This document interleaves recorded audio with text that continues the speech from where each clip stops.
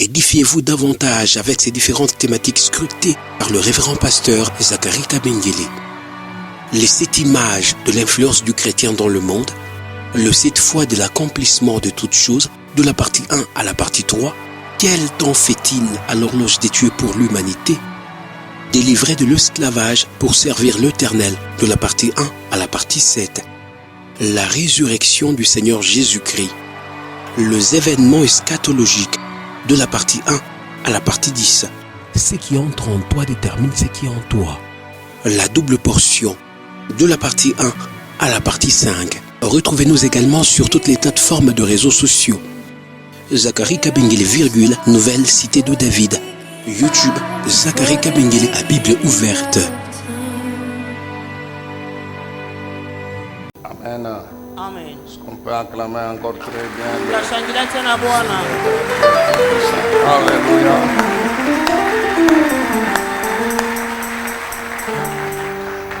Soyez-vous peuple de Dieu. Mutaweza kuikala watoto wa Mungu.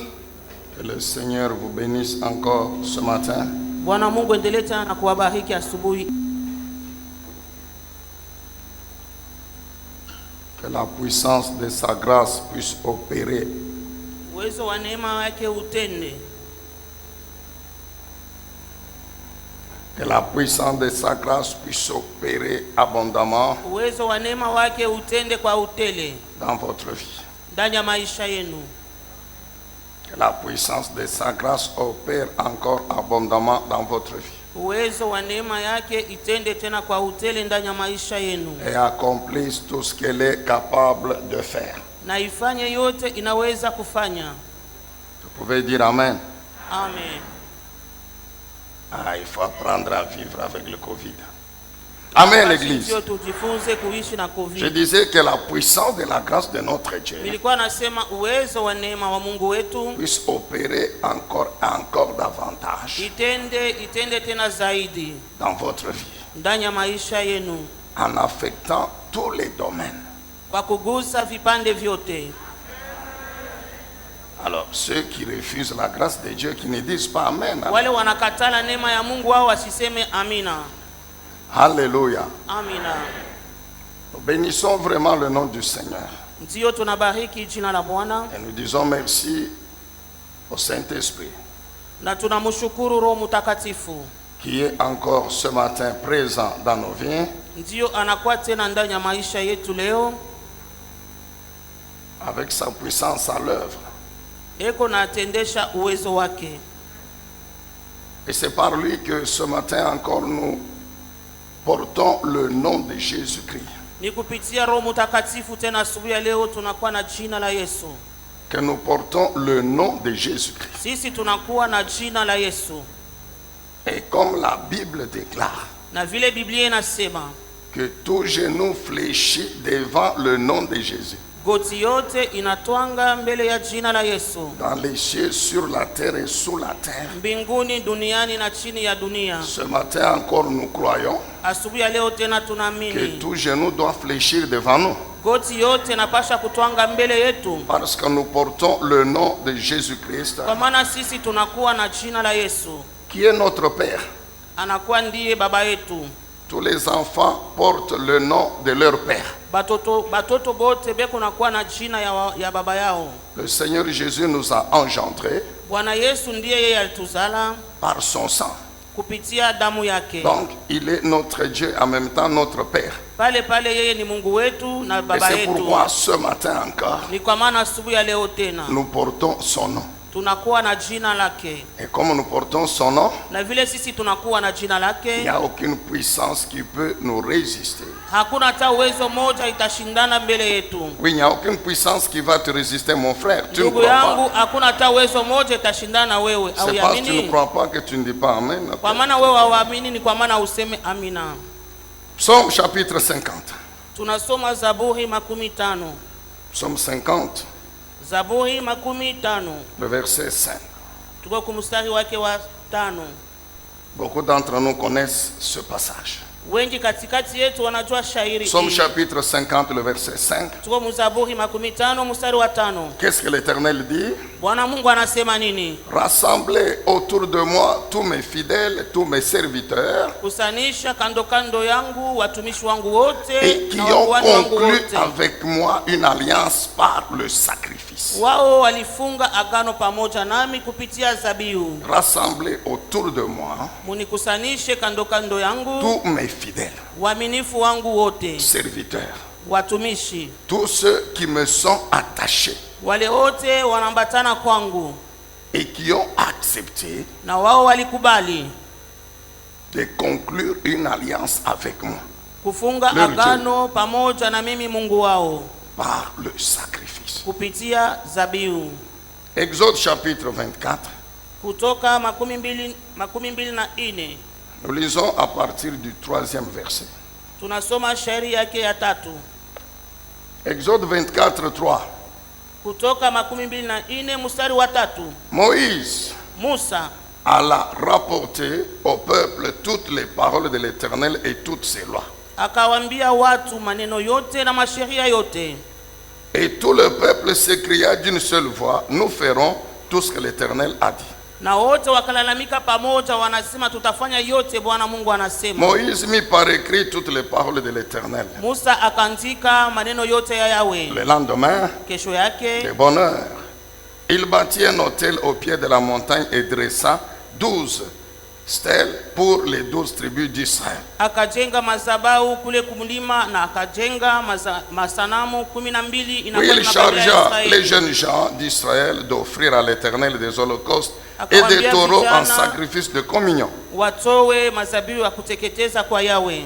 Il recueillit la moitié du sang versé dans les récipients et répandit l'autre moitié sur l'autel. Akabeba damu ilikuwa kipande juu ya vyombo akamimia pa mazabau. Puis il prit le livre de l'Alliance et le Kisha lut à akabeba haute voix au kitabu ya peuple. agano akisoma mbele ya watu. Les Israélites déclarèrent, Waisraeli nous wakasema, ferons tout ce que l'Éternel a dit. sisi tutafanya Nous yote Bwana obéirons à anasema. toutes ses paroles. Sisi tutatii neno lake yote. Alors Moïse prit le sang et en aspergea le peuple en disant, Musa akabeba damu akamimia juu ya watu, c'est anasema le sang de l'alliance que l'Éternel a conclu avec vous Ndiyo inakuwa sur la damu ya base de agano. toutes ses paroles. ile Mungu anafunga pamoja nani pa maneno yake yote. Vous pouvez noter Zacharie 9:11, vous connaissez bien ce verset. Andika tena na Zakaria 9 mstari wake wa 11, unajua vizuri shairi. Où l'Éternel Dieu lui-même exprime sa volonté Pale Mungu yeye mwenyewe anaonesha mapenzi yake mema, de conclure une alliance avec le peuple. kufunga agano na watu. Et il dit au peuple que c'est ça qui te concerne. Anaambia watu, hii njoo inakuelekea Mon alliance agano langu. que je veux conclure avec toi Mimi tafunga pamoja na wewe par le sang. kupitia damu. Bien aimé, nous continuons à parler sur cette pensée générale, Ndio wapendwa, tunaendelea na kusungumzia juu ya hii wazo ya ujumla, délivré de l'esclavage pour servir kufunguliwa l'Éternel. kutoka butumwa ili kwa kumtumikia Mungu. Et pendant ces quelques semaines, Na kwa majuma hii chache nous parlons sur le sous-thème suivant, tulikuwa nasemezia shina ndogo, la puissance uwezo de l'autel des sacrifices. ya mazabau ya mazabiu, La puissance uwezo de l'autel des ya sacrifices. mazabau ya mazabiu Et ses bénédictions. na mabaraka yake. La puissance Uwezo de l'autel ya de mazabau sacrifice. ya mazabiu Et toutes ses bénédictions. na mabaraka yake yote. Lorsque ce matin encore nous jetons un coup d'œil sur Apocalypse, Wakati chapitre tena 1er, versets 5 à 6, asubuhi ya leo tunaenda Ufunuo sura yake ya kwanza mstari wake wa 5 hadi 6. et Apocalypse 5, 9 à 10, c'est la même chose. C'est Na la Ufunuo même sura yake ya pensée, je voulais 5, dire. 9, 11 inakuwa tu ni wazo moja. La Bible parle des chrétiens comme étant des rois et des sacrificateurs. Biblia inasema Wakristo wanakuwa kama wakuhani na wafalme. Rois et sacrificateurs Wafalme na wakuhani établis par le Seigneur Jésus-Christ lui-même. wanatiliwa na Yesu Kristu yeye mwenyewe. Nous avons compris que ce sont des serviteurs de Dieu Tulielewa kusema wao ni watumishi wa Mungu qui ont accepté de lui consacrer toute leur vie. walikubali kutoa maisha yao yote, Lui consacrer toute leur vie à le servir. walikubali kutoa maisha yao yote C'est kwa ce que Mungu la kwa Bible dit. kumtumikia. Ni ile Un Biblia peuple inasema de rois et des sacrificateurs au service de l'Éternel. Au service. wafalme na wakuhani kukazi ya Mungu. Donc toute la vie Maisha yote consacrée à servir l'Éternel. imetolewa kwa kumtumikia Yahweh. Toute la vie consacrée à servir Dieu. Maisha yote imetolewa kwa kumtumikia Mungu. Et nous avons dit que parmi ces sacrifices, Na tulisema katikati ya ile mazabihu, oui, servir Dieu en lui offrant des sacrifices. kwa kumtumikia Mungu kumtowea mazabihu, Et le premier de tous les sacrifices, inakuwa ya kwanza mbele ya mazabihu c'est yote. l'obéissance au commandement de Dieu. Inakuwa ni utiifu kwa amri ya Mungu. L'obéissance à la parole de Dieu. Inakuwa ni utiifu kuneno la Mungu. Souvenons-nous encore Tutakumbuka de tena Matthieu 22, 34 à 40. Mathayo 22:34. Le Seigneur résume toute la loi en 2 versets, Hata Bwana anafupisha maamri yote mu maamri tu mbili. avec comme base l'amour. Inakuwa na msingi mapendo. L'amour de Dieu Mapendo ya Mungu et l'amour du prochain. pia na mapendo ya jirani. Il dit toute la loi est incluse dedans. Anasema sheria yote utaikuta ndani ya ile mapendo. Nous avons dit que en plus de cette obéissance, Tulisema zaidi ya hii utiifu, chaque jour, kila siku le chrétien que nous sommes Wakristo vile tunakuwa est appelé à offrir d'autres sacrifices spirituels à Dieu tuliitwa kutoa mazabihu ingine kwa Mungu. qui comprennent la louange, Ndani yake muko sifa, l'adoration, munakuwa maabudu, la prière, munakuwa maombi, l'écoute et la méditation de la parole de Dieu munakuwa kusikia na kutafakari neno la Mungu, et l'autel des holocaustes. pia na mazabahu ya mazabihu. Nous avons, il est vrai que pendant le confinement, Ndiyo, inakuwa ni kweli wakati tulijifungia fasi moja, beaucoup d'entre vous n'ont pas suivi cet enseignement. wengi katikati yenu hawakufuata mafundisho. Mais il est vrai qu'on ne peut plus le reprendre totalement. Ni kweli hatuwezi kurudilia hiyo yote. C'est pourquoi nous instruisons la RTH Ni kwa maana tunaomba ku RTH à pouvoir reprendre cet enseignement chaque soir à 20h30, kila sikote jioni na 20h30 warudilie hii mesali du début à la fin. mwanzo hadi mwisho. Quand il termine, donc tant que nous parlons de ce thème, ils le reprennent. Wakati tunasemezea kishina wanakirudisha ku Et nous vous RTH. demandons donc avant de dormir Na tunakuomba ndio kabla de wewe pouvoir kulala, écouter notre radio et notre télévision wewe fuata radio yetu na television yetu pour pouvoir écouter cet enseignement. kwa kusikia hii Nous mafundisho. avons parlé de sacrifice, nous avons parlé de l'obéissance à Dieu, Tulisemezea nous utiifu kwa avons parlé Mungu, de la louange, de l'adoration, tulisemezea sifa de na la mabudu, prière, la prière. maombi. Et nous voulons pendant ce temps, compte tenu de l'objectif que Dieu nous a assigné, Kufuatana na ile lengo Mungu anatupatia kwa de hii parler wakati, de l'autel des holocaustes. tutasemezea juu ya mazabahu ya mazabihu. L'autel des holocaustes Mazabahu ya mazabihu joue un rôle important dans le sacerdoce. inakuwa na kazi mkuu ndani ya kikuani. Je reprends. Minarudi L'autel tena, des sacrifices mazabahu ya joue mazabihu un rôle extrêmement important dans le sacerdoce. inakuwa nafanya kazi ya munene sana ndani ya C'est une kikuani. des obligations du sacrificateur de la nouvelle alliance. Inakuwa mmoja mashurti ya mkuani wa agano jipya. Un des devoirs Inakuwa ni mmoja mapashwa qu'il doit accomplir, yeye anapashwa kufanya, qu'il doit faire yeye anapashwa kufanya en tant que sacrificateur de la nouvelle alliance. kama mkuani wa agano jipya. Est-ce que nous pouvons dire tous Amen? Amen. C'est pourquoi, Ni kwa maana je le répète, pendant ces semaines, minarudi tena kwa hii juma nous allons parler tutasema tena sur la puissance de l'autel des holocaustes, kuhusu uwezo ya mazabahu ya de mazabihu, l'autel des sacrifices hata mazabahu ya mazabihu et toutes les bénédictions qui en découlent.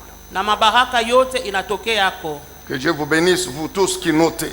Ninyi wote muko naandika, Mungu awabariki. Alléluia. Amen. On nous disait toujours, quelle que soit la capacité de votre mémoire, Balikuwa natuambiaka hata uwezaji ya ukumbusho yako vous ne pouvez jamais tout retenir. hawezi kukamata byote mukabongoshi yako. Mais si vous notez, Lakini kama uko naandika vous allez relire. utaenda tena kuisoma. Amen, bien-aimé. Amen. Que Dieu vous bénisse. Bwana Mungu awabariki. Donc nous disons que l'autel des holocaustes est extrêmement important. Tunasema madhabahu ya mazabihu inakuwa ya mafaa sana. Un des devoirs Inakuwa ni mmoja ya du mapashwa sacrificateur de la nouvelle ya alliance. mkuhani wa agano jipya. Bien-aimé, il est vrai que quand on regarde les sacrifices qui sont déposés sur l'autel, Mpendwa, ni kweli wakati tunaangalia masadaka imetoa juu ya madhabahu, ce sont des choses physiques, matérielles. ni vitu vya kupapasa vya kuonekana na macho. Ce sont des biens matériels. Inakuwa ni vitu vya kuishi navyo. C'est l'argent. Inakuwa ni pesa. Les biens matériels, c'est l'argent. Vitu vya kuishi navyo ni pesa. Donc c'est physique.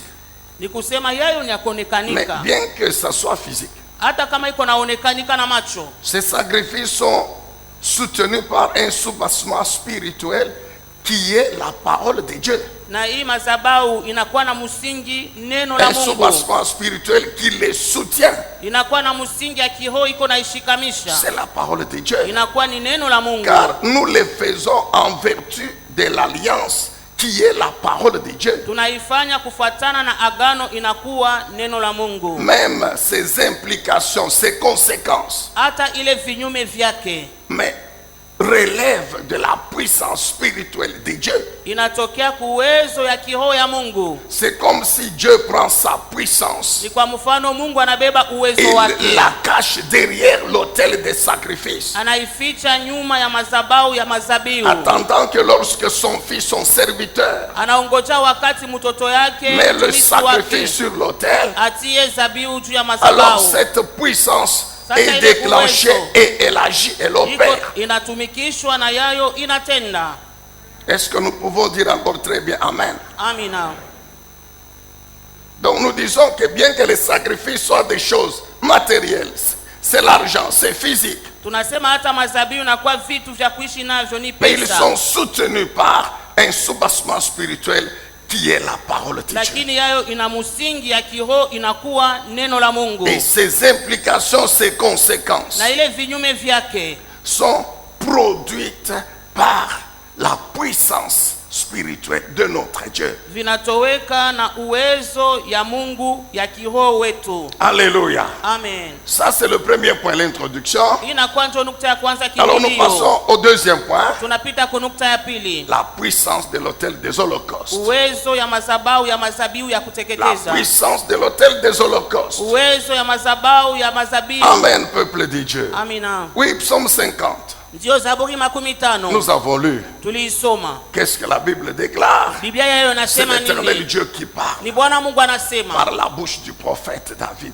Il dit Kupitia quoi? nabii Il dit Daudi. rassemblez autour de moi. anasema kusanisheni kando kando Faites yangu, venir autour de moi uniletee kando kando yangu tous mes serviteurs fidèles hata watumishi wangu wote qui waaminifu. ont accepté Wao de walikubali conclure avec moi kufunga pamoja une nami alliance agano par le sacrifice. kupitia zabihu, Une alliance par le sacrifice. agano kupitia Bien-aimés, nous zabihu. devons faire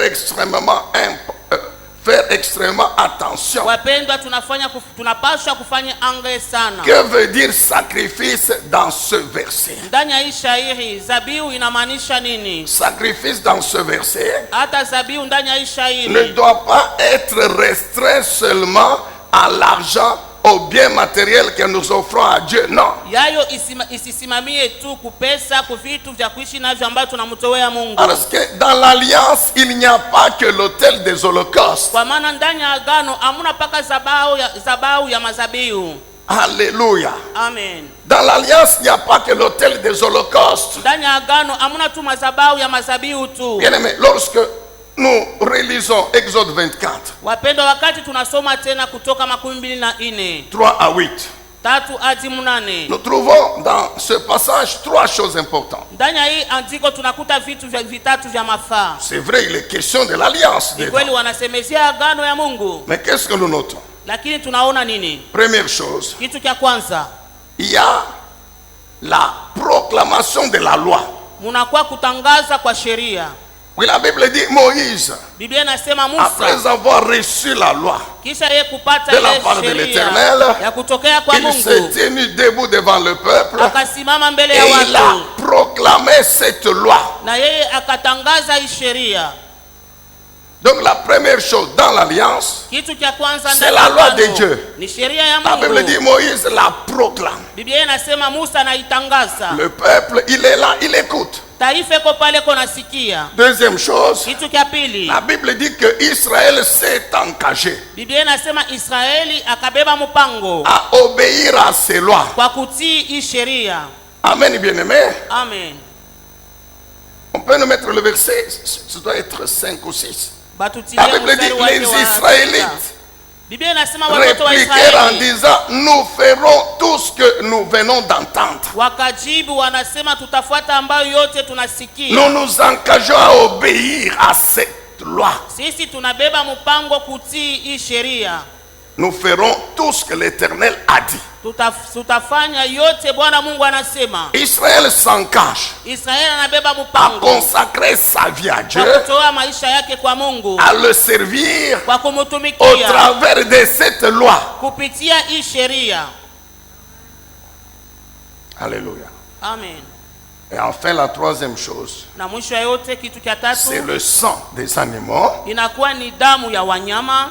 que Moïse va maintenant asperger le livre et le peuple. Hata Musa anaimimia juu ya kitabu na juu ya watu. Donc dans l'alliance, il n'y a pas que l'autel de sacrifice. Ndani ya agano amuna tu paka C'est pourquoi madhabahu ya quand Dieu mazabihu. dit Wakati Mungu Que faites anasema venir à moi muniletee kwangu mes fidèles serviteurs, watumishi wangu mes waaminifu, fils, mes filles, hata wana qui ont wangu na accepté wabinti wangu de wanakubali conclure avec moi kufunga une pamoja alliance nami par le sacrifice. agano kupitia mazabihu. Alléluia. Amina. Le sacrifice concerne toute la vie. Mazabihu inaelekea maisha yote. Car dans l'alliance, il est question de toute la vie. Wakati ndani ya agano wanasemezea maisha yote, Parce qu'il y a les lois. kwa maana kuna Mais masheria. n'oubliez pas, il y a aussi les promesses. Lakini usisahau ndani ya agano mko Et ces promesses maahadi. couvrent tous les domaines de la vie des Hata hommes. maahadi nafunika vipande vyote vya maisha ya mwanadamu. Amen, peuple de Dieu. Amina. Bien-aimés dans le Seigneur, Wapendwa ndani ya Bwana, nous devons noter ceci. tunapasha kujua hivi, Que lorsqu'une personne wakati mtu mmoja ne remplit pas cette condition, asieneshe hii kanuni, c'est-à-dire si sa vie, ni kusema kama maisha yake n'est pas consacrée à servir l'Éternel, aitolewe kwa kumtumikia Mungu par l'obéissance à ses commandements kwa utiifu ya maamri yake et par l'offrande de tous les autres sacrifices spirituels chaque jour, na matoleo ya mazabihu tunafanya kila siku, comme la louange, etc. kwa mfano sifa na ingine. L'autel des holocaustes de cette personne ne produira aucun effet bénéfique dans sa vie. Mazabau ya huyu mtu haitatokesha mafaida tamu moja ndani ya maisha yake. Il faut bien le noter. Inabidi kuijua vizuri. Osée 6:6. Hosea sura yake ya 6 mstari wa 6. Qu'on nous mette ce verset là. Osée 6:6. Watuwekee ile shairi Hosea 6:6. Qu'est-ce que Dieu dit? Mungu anasema Dieu nini? dit j'aime. Mungu anasema ninapenda. Moi l'Éternel j'aime. Mimi Mungu minapenda.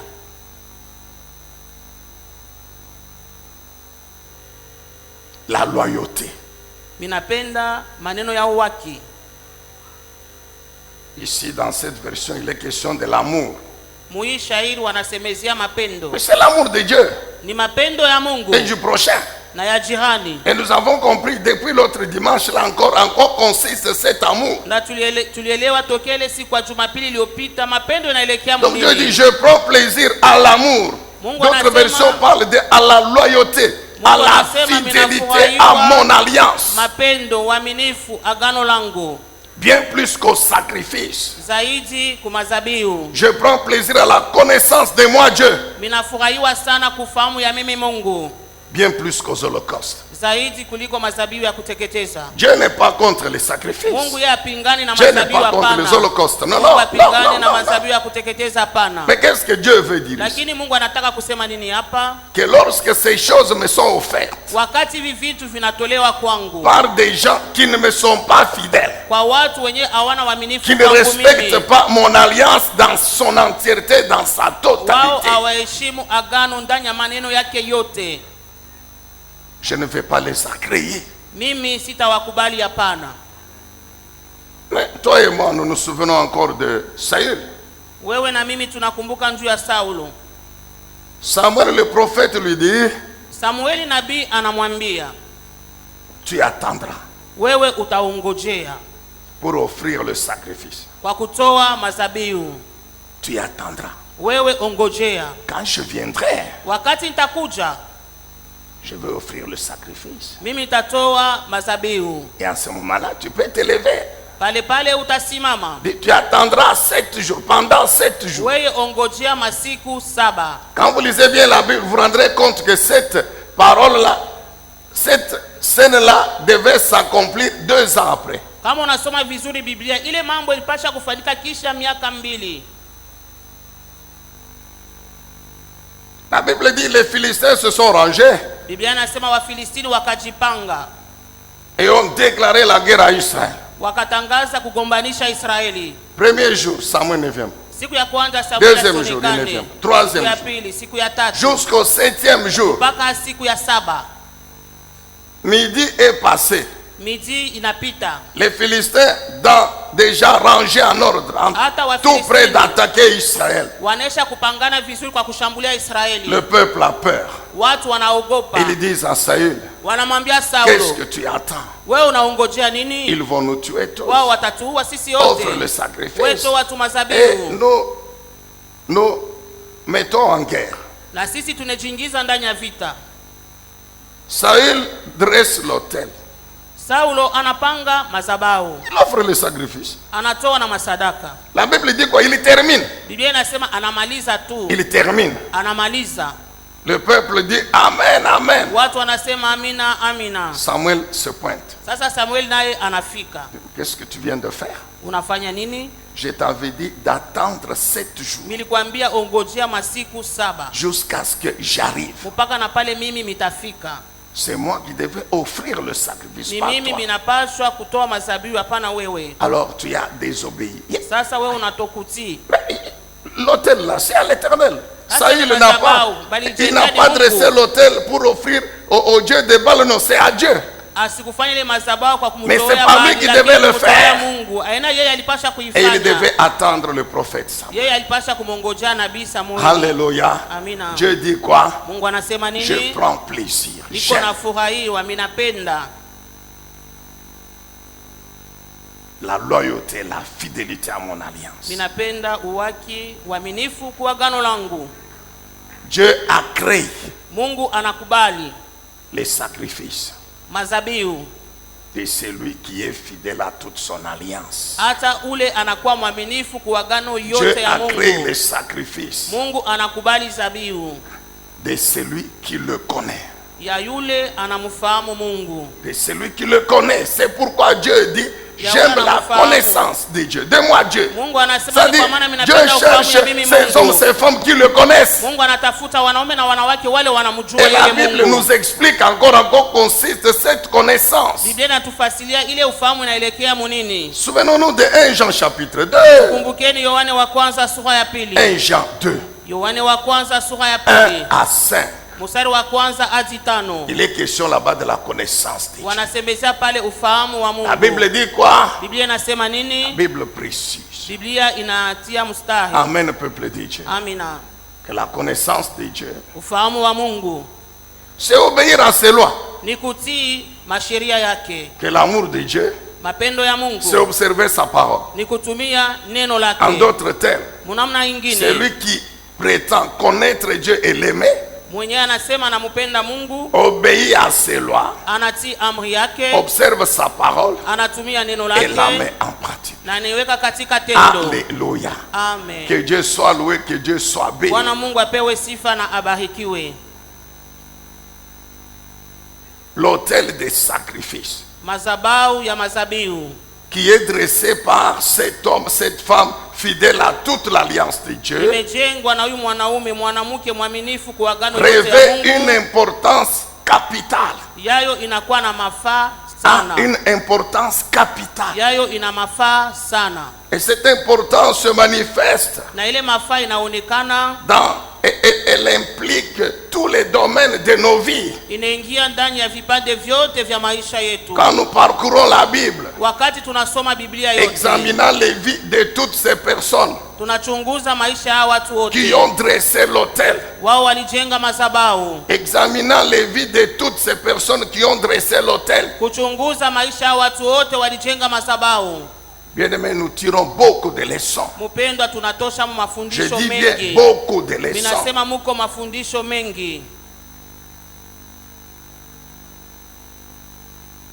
Et nous verrons cela en détail dans les semaines qui viennent. Tutaiona mu majuma ifatayo. Mais notez ceci rapidement. Lakini andika hivi haraka haraka juu L'autel hivi. amène le salut et l'autel a amené le salut et la délivrance de l'esclavage, du péché, de toutes ses conséquences. Ilileta ufungulivu, wokovu kutokea utumwa ya mazambi na vinyume vyake vyote.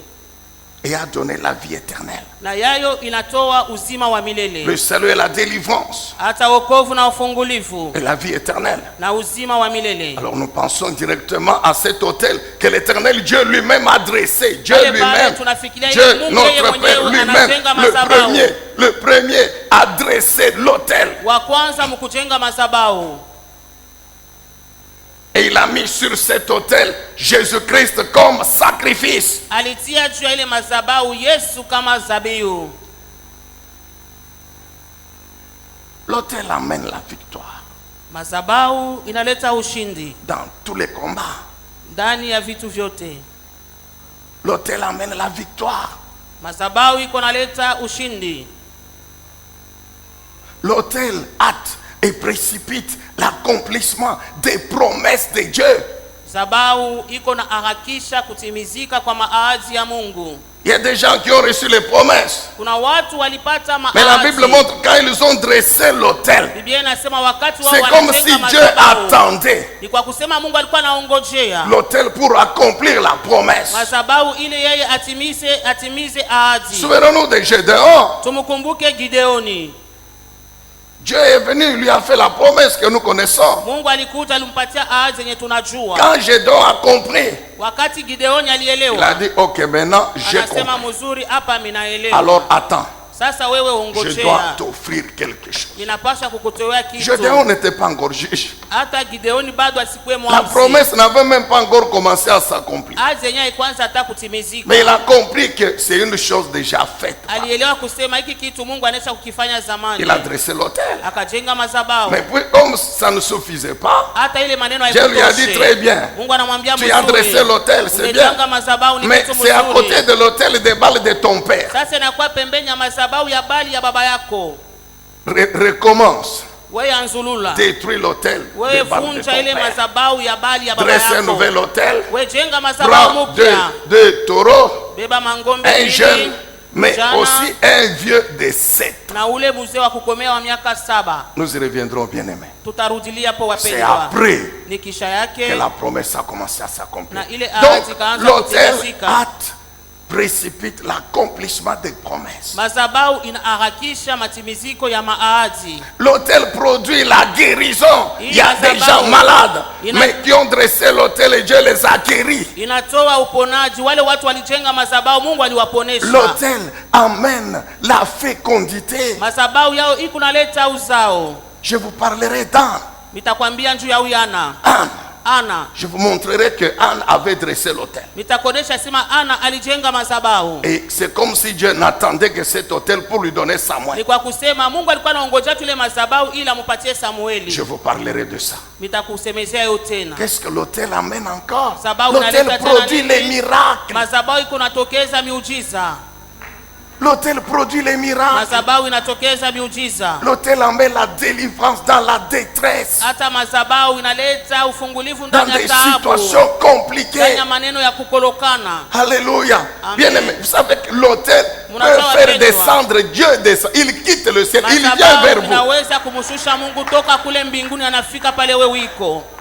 Dieu est descendu Mungu alishuka vers Salomon kwa Salomono, pour lui dire maintenant, demande-moi, dis-moi. alimwambia sasa wewe uniambie sasa. L'autel fait descendre Dieu. Madhabahu iko na mshusha Mungu. L'autel amène la faveur de Dieu. Madhabahu inaleta fadhili ya Mungu. La liste elle est longue, bien aimé. Hata daftari ni mrefu. Nous fermons les yeux. Tunafunika macho yetu. Édifiez-vous davantage avec ces différentes thématiques scrutées par le révérend pasteur Zacharie Kabengele. Les 7 images de l'influence du chrétien dans le monde, le 7 fois de l'accomplissement de toutes choses, de la partie 1 à la partie 3, quel temps fait-il à l'horloge des dieux pour l'humanité? Délivré de l'esclavage pour servir l'Éternel, de la partie 1 à la partie 7. La résurrection du Seigneur Jésus-Christ. Les événements eschatologiques, de la partie 1 à la partie 10. Ce qui entre en toi détermine ce qui est en toi. La double portion, de la partie 1 à la partie 5. Retrouvez-nous également sur toutes les plateformes de réseaux sociaux. Zacharie Kabengele, Nouvelle Cité de David. YouTube, Zacharie Kabengele à Bible ouverte.